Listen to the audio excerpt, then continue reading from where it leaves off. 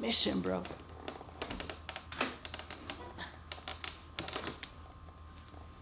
Alright, so what's poppin', you guys? Welcome back to the channel.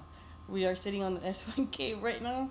I'm trying to give you guys like different views in my home, because usually I record in my room, but my legs should not be this stretched out. But today we're gonna do an updated review on the Alpinestars Supertech R10. So I'm gonna be answering some of the questions you guys left down below in the comments that I have answered, because I try to reach back out to you guys as much as I can. Let's see. So yeah, I try to answer your guys' questions, comments, and all of that shit. So for anyone else wondering, in case you guys have the same question, I'll be answering it again on here, on this video. Let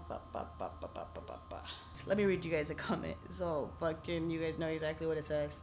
They said, I had this helmet for a month now and noticed the upper corners of the visor slightly rubs on the helmet. From opening and closing and result, you can see some white rubbing marks on the visor. Does it happen with yours too? So they asked me that, right? So from what I got from it, and it's a little dirty, is that it's rubbing kind of like up here, right? From opening and closing on the upper corners. So like it should be like around this side of the visor, or on the helmet is what I'm assuming they're talking about, which as you can tell right there, show you guys all around. You guys can tell there's no rubbing marks at all whatsoever. Also, that wind noise on my first ride with it, I don't have it anymore. I have noticed that it does whistle. If I have my visor up, then I can hear the whistle. But other than that, if I have it closed, nothing. You know, I can hear the wind, obviously, but fucking I can't hear the whistle. And that's probably from my camera equipment, to be honest, or like my GoPro or this little thing, because sometimes I leave this on there. And people are asking, have you tested it out yet? And is it loud? It's still a very loud helmet, but what helps a lot is that you can hear your comms. So honestly, you have the volume there for the speakers and all of that. So it really doesn't bother me, but it's still a pretty loud helmet. Like you can still hear the wind. If you're not playing music, you can definitely hear the wind. And then they're asking me which one is a good daily use, AGV K1S or an Alpinestars Supertech R10. I don't have the K1S, so I can't answer you that, but I can tell you right now that I've been rocking this more than my AGV PISTA, for the fact that I can hear my comms, and usually I like riding with my homies, so we like to talk shit. Like we get on the headset and on the comms and we're just talking shit to each other. So I've been rocking with this one more recently.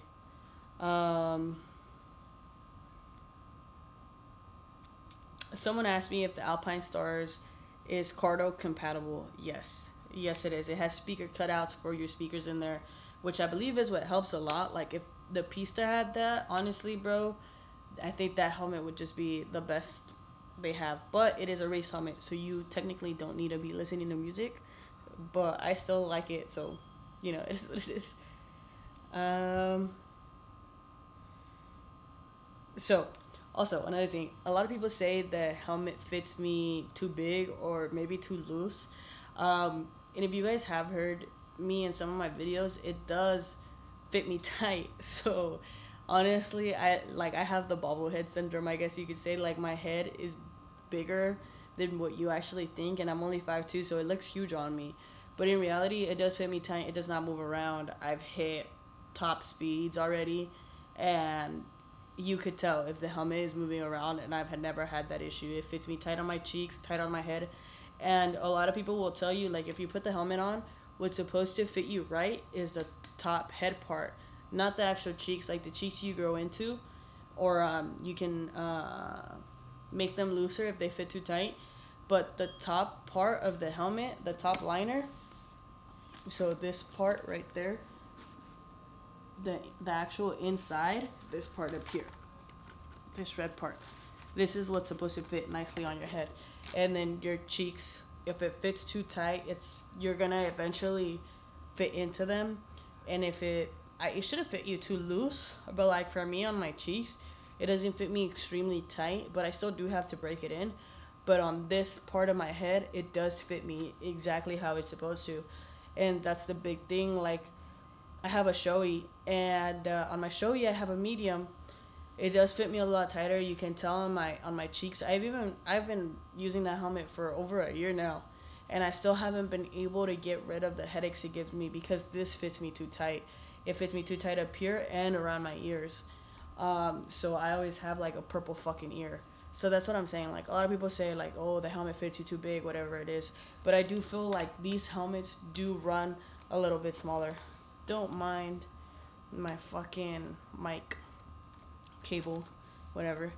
But I feel like this helmet does run smaller because even my brother that is a large in a SHOEI X14, he cannot fit in this, and this is a large as well, and his head won't even go through it, you know. And like, usually, like, it depends on the helmets, to be honest, because everyone says like you upsize on AGVs as well.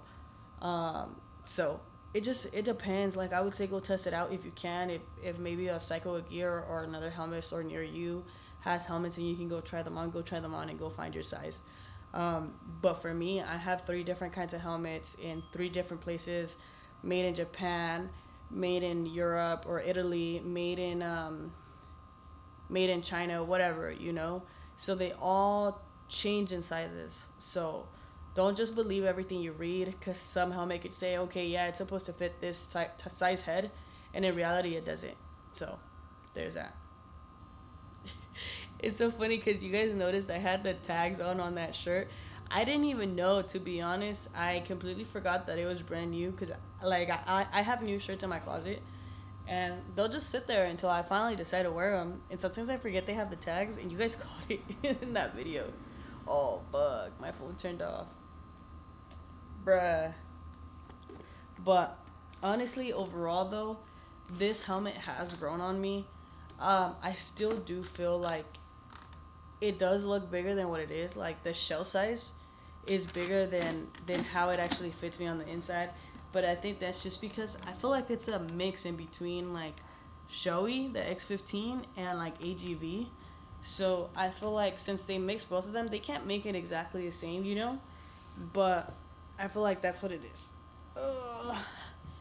This stun cage is clutch, by the way. Impact Tech did not sponsor the video, or they did technically sponsor the cages, but they didn't sponsor it because they wanted to. It was more like they needed a bike to make a cage for it, and I offered up my bike, so that's why they did it. But yeah, honestly, this helmet has grown on me. What I want to get next though is a KYT. Like, those helmets have been growing on me, and I tried one on at this dealership, and bro, their liner is just nothing I've ever felt before. Like, the softest liner I have ever felt before in my life. And those do run big, so I tried on a medium, and even the medium was kind of like, oh shit, what the fuck, this is a medium, you know. But yeah, honestly, if you're still debating on getting this helmet, I do think it's worth it. Mostly if you have an AGV or another type of loud helmet, I do feel like this is definitely worth it if you're thinking about a race helmet. It just depends on kind of what you're into, but if you don't really care for the looks, then you could go with any other race helmet, you know. But I like the looks, I like the carbon fiber, and yeah, like, this helmet is just dope. It's just dope. I love that the liner inside of it is kind of like that reddish color too. It's just little things, you know, because I feel like if you're spending this much money on the helmet, you need to enjoy it, you need to like it, you need to fucking feel badass while you're wearing it, you know. So if you're thinking about buying it, I would say pull the trigger. If I could have, I would have gotten the solid black one, to be honest, just because I like the full carbon fiber look. But I don't regret getting this one. I feel like it has a little bit of its personality, so it is what it is. I like it. I just don't like that they do have Alpinestars written all over it. But I do like the logo, you know. But honestly, this is a solid helmet. It has grown on me a lot. I have been rocking it a lot more, and it's a good daily. Like, it does really well with the aerodynamics, really well with the music, the comms and stuff like that. It's just overall a great helmet. So if you're thinking about it, I say do it. This is about 3 or 4 months into me having it, so you know, I've been putting in miles with this fucking helmet. Miles, bro. Like, my bike is finally gonna hit 1,000 miles, and it's mainly been done with this helmet. Maybe about 100 or 200 miles have been with my AGV, but most of them have been with this one. So yeah, worth it for sure. The price, but it's worth it. It's worth it. I think to look cool, to feel fucking dope, to have like a great fucking safety rating, fucking looks, fucking, I already said that, huh? Looks, safety, comms, and I feel like this visor is not that dark. Like, honestly, I can still see at night even if I have it all the way shut. And yeah, I think it's overall a really good helmet. Really, really, really good helmet. You know, just check your sizing, I guess you could say. But yeah.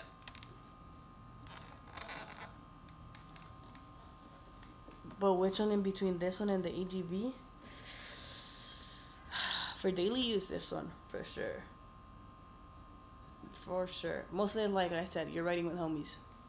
This is just the way to go. But if it's a super slow ride, then probably the AGV. I just love that helmet, bro. I love forged carbon. That's just kind of what beats this one. And it's just a fucking dope ass looking helmet. Honestly, the AGV, like, top tier helmet. New mods coming for the S1K. So I'll catch you guys on the next video. Catch you guys on the next one.